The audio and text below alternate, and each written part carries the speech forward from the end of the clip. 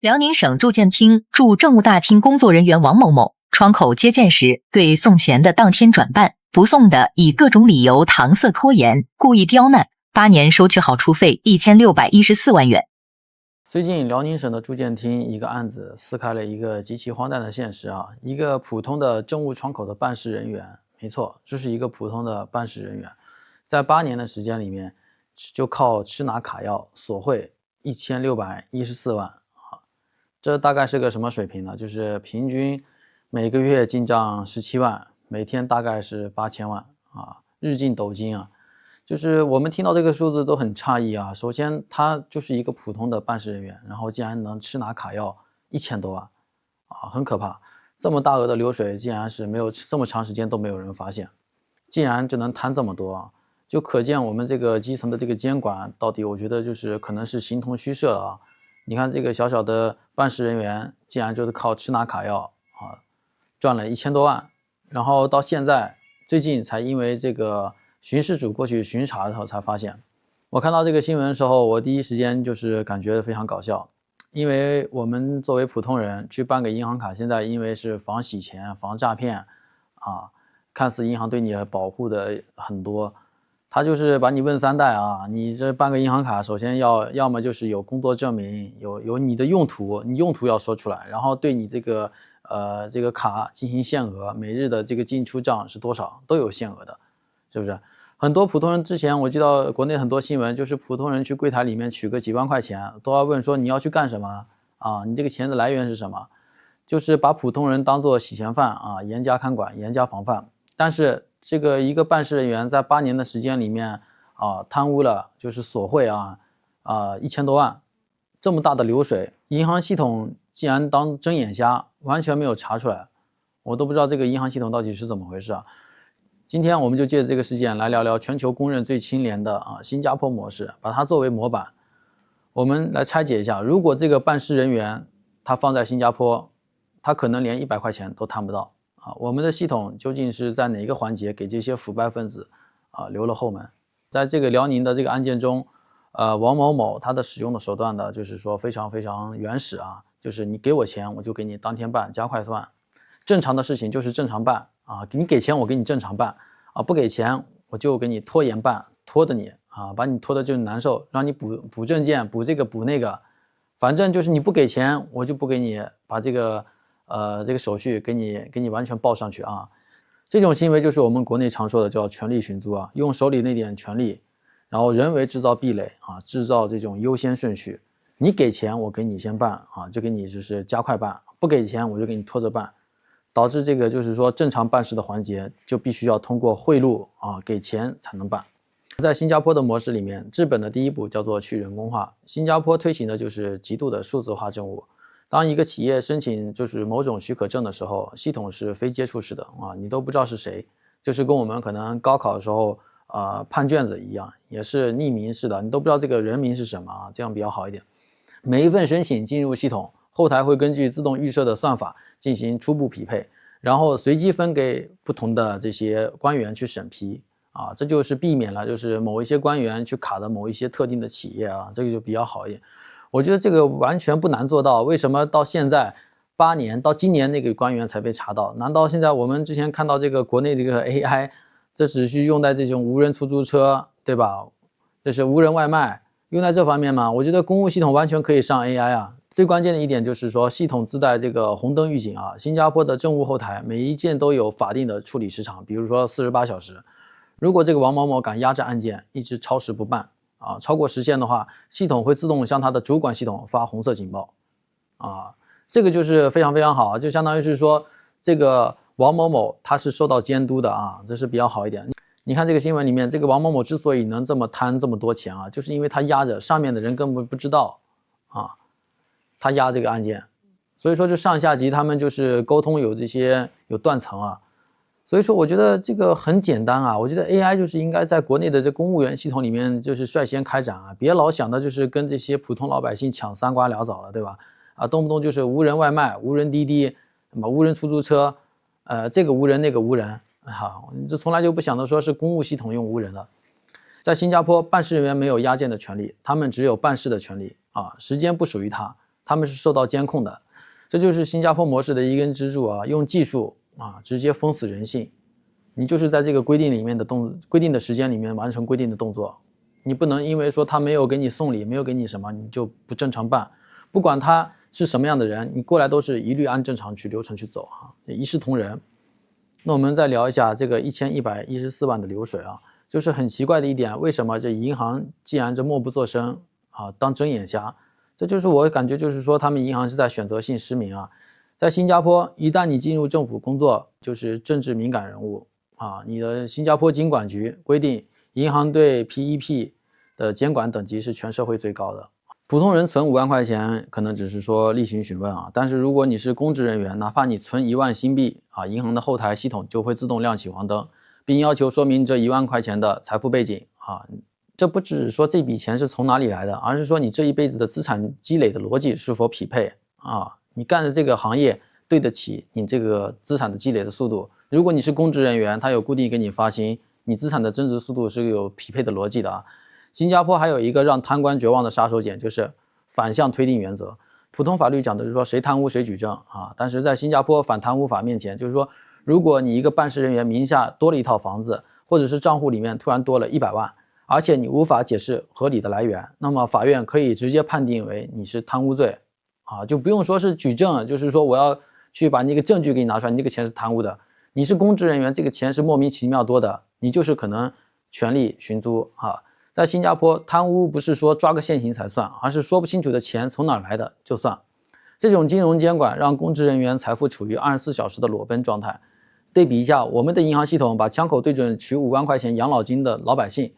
却把公职背景的巨额流水流出白名单这本身就是对公平的莫大讽刺确实是这一点我觉得普通老百姓办个卡、办个那个电话卡都会被查3代，问半天你是要干什么，多办一张银行卡都不行。看到国内有些新闻的，就是不小心交易的时候收到一笔诈骗款，因为他是善意取得的，但是导致就是他这个钱款就被冻结、被查扣，他货也没了，钱也没了。后续呢，他这个所有的卡都被冻结，是不是？就是一刀切，因为你收了一笔赃款，你就被冻结。但是我们看到这些公职人员他们贪污的时候，他们收了多少赃款是不是？他们这个行为也没有比那些洗黑钱这些轻很多对吧？反而还更恶劣，这是损公肥私这是社会的蛀虫，是不是？他是这样的话，这个钱他们既然这是在银行系统里面光明正大的流转竟然没有人去查。很多人只谈新加坡的高薪养廉觉得说新加坡这个政府治理这么廉洁高效，只是因为钱给多了，他们就不贪了。但其实新加坡的逻辑它其实不是这样子的，因为高薪只是给你的胡萝卜这对你的工作的这个报酬，而公积金才是悬在头顶上的大棒新加坡公务人员的薪资确实能让你过上体面的生活，但是你要知道，新加坡的公积金的比例极高，如果你在政府干了10年、20年，你的公积金里面的账户可能积累了几十万甚至上百万新币的养老保险。一旦你因为贪污被定罪，哪怕你贪了100块钱，对不起，你这辈子的公积金、退休金，甚至你已经申请到的政府福利房、祖屋全部都会被没收清空。这个就是最狠的我们看到这个就是王某某之所以敢8年拿1600万，是因为在他的环境里面，贪污的风险溢价太高了，贪污成了就是千万富翁，败了也不至于倾家荡产。但是在新加坡，贪污是一笔数学上极其不划算的买卖，你会是为了那几千块钱的贿赂，去赌你下半辈子几百万安稳生活的保障吗？凡是算过账的人都不会去做这种事情都也不会去伸这个手。还有一点我想补充的就是对比国内的这些像这种贪污的，我觉得这个惩罚确实太轻了。之前看到国内有个新闻，就是一个男孩子可能掏几个鸟窝就被判个10年那对比可能一些可能是官员贪个几千万上亿的，也就才判10几年。你说他掏个鸟窝，顶多就是对鸟的个体伤害，但是你这些人贪污几千万，是对这个他所在的这个城市的这个伤害，那伤害面更广，是不是？我觉得就是如果说他卖几只鸟可能就值几千上万块钱，那你贪个几千万，如果按这个相对来说这个判罚的金额对应的刑期来讲，他卖个1-2万块钱就判个10年，那你要对比一下，如果这个人他是个官员他贪个4-5千万才判个10年，他每一年的成本才400多万，那这是很划算了呀，对不对？那你想想说，如果贪成了就是千万富翁，贪不成了反正就是去坐牢，那这个收益大家都算得过来，所以说他们很划。为什么就是这些人会前仆后继啊？我觉得就是国内这些反腐啊，其实应该从根源上去反腐啊。现在什么所谓的金税四期，你现在是国内国外的啊民间个体商户的钱，每一笔都监控的这么清晰明了了，难道说这些官员的这些钱难道还监控不出来吗？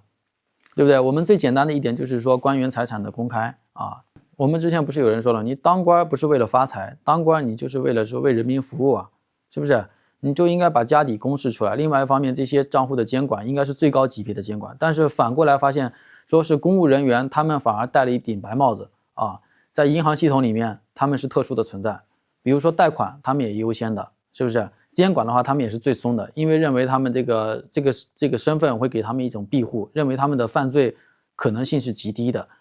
对普通人是严防死守啊！你办个银行卡取个款都会问你说你要干什么是怎么样的，这样子，这完全是本末倒置啊！这些公职人员掌握的公权力，他们如果有点动点歪脑筋的话，是对社会最大的损失啊！普通人动点歪脑筋，顶多他自己是被诈骗，他倒霉是他自己啊！这些公职人员如果动点歪心思的话，倒霉的是整个社会。我都不知道这个为什么监管是本末倒置啊！就是说，重罚民，轻罚利。啊，这些利，我觉得就应该是重罚啊，就是所以说我们就是打虎拍苍蝇，本质就是说要解决源头啊，不是说就围绕着这个厕所，你厕所里面的这些东西，你这些污染物你不解决，你要把厕所这个下水道给通掉，要不然你就会滋生这些蛆虫，就原因这样子，这个监管不透明啊，长期这个厕所都没有人打理，你要把这个所有这个公职人员的这些账户全部监管。啊，他们周围的亲戚全部监管，他们哪有可能去贪？而且就像说这个新加坡这种模式一样，每个案件都有固定的时效，对不对？他如果拖着不办的话，直接越级上报了，自动越级上报。而且如果说，或者是说他这个拖着不放的话，就随机再次派送，另外一个人去派送。你不能就是说只让这一个人。我自己讲讲我自己的经历哈，以前我在北方某个城市里面开过一个店，当时就是。注册公司的时候遇到税务的问题，就注册的问题，然后就被那个所谓的国税、地税各刁难了钱，也是索贿啊，就真的是我自己说的经历，也就是索贿。2个人反正是就给你拖的不办啊，那个记账公司代理人员叫我说给他们钱，给他们红包，一个人要给1000啊，就是这样子。当时也是年少无知啊，但是你没有办法，你不给钱他们就办不了。是吧？我自己有体会啊。你像这个辽宁这边，大家之间有句话说什么“投资不过山海关”，对不对？山海关再往那边走的话，就是东三省了。辽宁就是这个地方啊，就是这边人情社会关系特别重的地方。所以说这个地方，想要发展，就得破除这种繁重的这种人情交际网。你干什么事情都得靠人脉啊。我们现在这不是已经这个 AI 啊、算法都这么强大了，而且金税4期。完全都可以把这些紧箍咒直接套在这些公务人员系统上，让他们想当官就不要想发财，你想发财你就给我下海辞职，是吧？不耽误你。不能说你既要又要，拿着公权力他赚自己的私钱啊。辽宁这个案件表面上看就是人性的贪婪啊，深层次看就是说我们这个制度不够细密啊，有这个漏洞给这些蛀虫啊可乘之机。当我们的系统只盯着平民老百姓的钱包，却对权力的黑盒网开一面；当我们的审批还依赖于窗口的个人心情和脸色，而不是自动化的代码，那么王某某肯定也不是最后一个啊。还有一点就是我很怀疑一点，就是说这个系统里面，就是住建局系统里面只查出一个王某某一个人这样子，我肯定是不相信的啊。他可能就是他肯定不是一个，对吧？他这样贪了，肯定我相信周围的人肯定知道。